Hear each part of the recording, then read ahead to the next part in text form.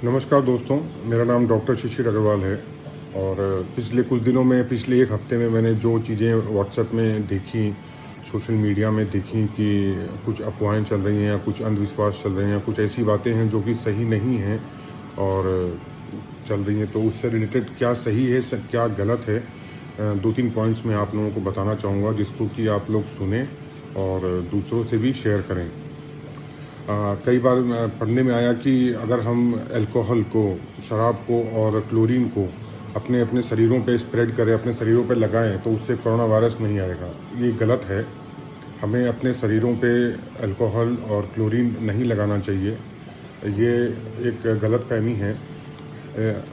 सही रिकमेंडेशंस में अल्कोहल स्वाब्स आते हैं, सैनिटाइजर्स आते हैं या क्लोरीन के फॉर्मुलेशंस आते हैं, सिर्फ उनको लगाना चाहिए। वो भी शरीर पे नहीं लगाना चाहिए, सरफेसेस पे लगाना चाहिए। जैसे टेबल है और बेड के कॉर्नर्स हैं, ज़मीन है, उस पर आप पोछे लगवा सकते हैं, लेकिन अपने शरीर पे हमें नहीं लगवाना चाहिए। इनको लगाने से हमारी आँखों को तकलीफ़ हो सकती है, हमारी त्वचा को तकलीफ़ हो सकती है और बहुत सारे स्किन रिएक्शंस हो सकते हैं, त्वचा की बीमारियाँ डेवलप हो सकती हैं। तो ये एक बहुत बड़ी गलतफ़हमी है कि अगर हम अपने शरीर पे अल्कोहल, शराब लगाएं या फिर क्लोरीन लगाएं तो हमें कोरोना वायरस नहीं होगा। प्लीज़ ऐसी गलती ना करें। ऐसा करने से आपकी तकलीफ़ें और बढ़ जाएंगी। फिर कई लोगों का कहना है कि बुज़ुर्गों को ही कोरोना वायरस होता है, बुज़ुर्गों को ही ज़्यादातर कोरोना वायरस की महामारी देखी जा रही है। ऐसा नहीं है। कोरोना वायरस जिसको होना है उसको होके रहेगा और कोरोना वायरस सभी एज ग्रुप्स में हो सकता है। एक बच्चे, बूढ़े, यंग पीपल, जवान लोग, किसी को भी कोरोना वायरस हो सकता है यदि वो ऐसे इंसान के कांटेक्ट में आता है जिनको कोरोना वायरस पॉजिटिव हैं, जिनको कोरोना वायरस ऑलरेडी है। तो ये गलतफहमी अपने मन से निकाल दें कि सिर्फ बुज़ुर्गों को ही कोरोना वायरस हो सकता है, बाकी यंग लोगों को, बच्चों को नहीं हो सकता है। ये है कि जो आंकड़े कहते हैं कि बच्चों में कम केसेस देखे गए हैं, जवान लोगों में कम केसेस देखे गए हैं और बुज़ुर्गों में केसेस कंपैरेटिवली, तुलनात्मक ज़्यादा देखे गए हैं। उन लोगों में कोरोना वायरस होने की संभावना ज़्यादा होती है जिन लोगों में और बीमारियों के इलाज चल रहे हैं, जैसे डायबिटीज़ है, हाइपरटेंशन है, इस तरीके की जो अस्थमा है या किसी दिल की बीमारी से ग्रसित है, इस तरीके के लोगों में कोरोना वायरस होने की संभावना थोड़ी सी ज़्यादा होती है। घबराने की बात नहीं है। सबसे इम्पॉर्टेंट चीज़ होती है कि आपकी शरीर की बॉडी इम्यूनिटी कैसी है। बॉडी इम्यूनिटी का मतलब होता है कि आपका शरीर बीमारियों से लड़ने की क्षमता कैसी रखता है। अगर हम देखें, दो लोग हैं और उनके बगल में कोई सर्दी जुकाम का मरीज़ बैठा है, एक को जल्दी हो जाता है बुखार बार बार और एक को नहीं होता है। इसलिए नहीं होता क्योंकि उसके शरीर की बीमारियों से लड़ने की क्षमता, बॉडी इम्यूनिटी बेहतर है, जबकि दूसरे इंसान से। बॉडी इम्यूनिटी शारीरिक बीमारियों को लड़ने की क्षमता को बेहतर करने के बहुत सरल उपाय हैं। अपने खान पीन को सुधारें। सबसे इम्पॉर्टेंट है कि दूध, फल और सब्जी खाएं। फल ज़्यादा से ज़्यादा खाएं। जो भी फल आपके पास उपलब्ध हैं आसपास, वो ज़्यादा से ज़्यादा खाएं।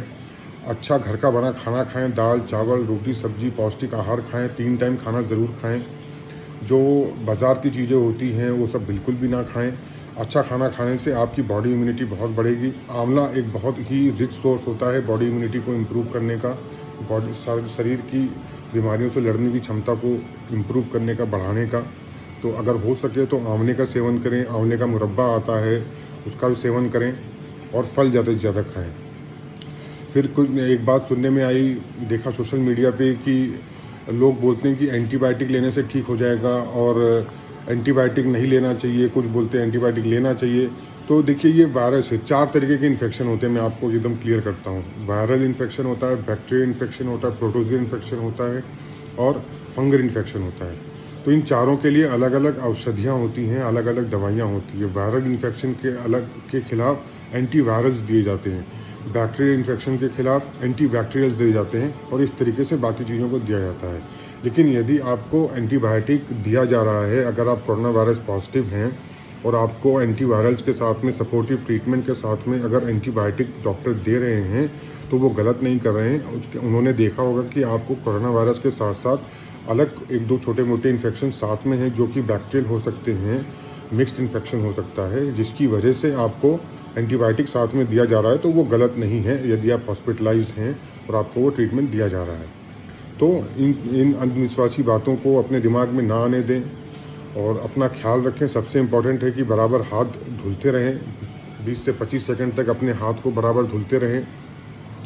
लोगों से दूरियां बना के रखें। कोई भी खांस रहा है, छींक रहा है, उससे दूर रहें। आप यदि खांसते छींकते हैं तो उसको ढक लें, रुमाल से ढक लें, नैपकिन से ढक लें और बार बार किसी और के ऊपर खांस या छींक नहीं जाने दें।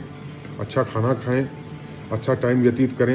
ये एक अच्छा समय मिला है कि आप लोग कुछ नई किताबें पढ़ सकते हैं, अखबारों को पढ़ सकते हैं, पुराने दोस्तों से टच में आ सकते हैं, वीडियो कॉल कर सकते हैं, बातें कर सकते हैं। बहुत सारी चीज़ें जो हम पूरे दिन में कर सकते हैं इस समय को व्यतीत करने के लिए। सुरक्षित रहिए, हाथ धुलते रहिए, अच्छा खाना खाइए, खुश रहिए। यदि कोई भी डाउट होता है, कोई भी क्वेश्चन है तो आप मुझसे पूछ सकते हैं। और इस वीडियो को लोगों से शेयर करिए जिससे इन 2-3 जो बातें मैंने बताई इनके बारे में जो भी अंधविश्वास है या जो गलत फहमियाँ हैं वो लोगों की दूर हों।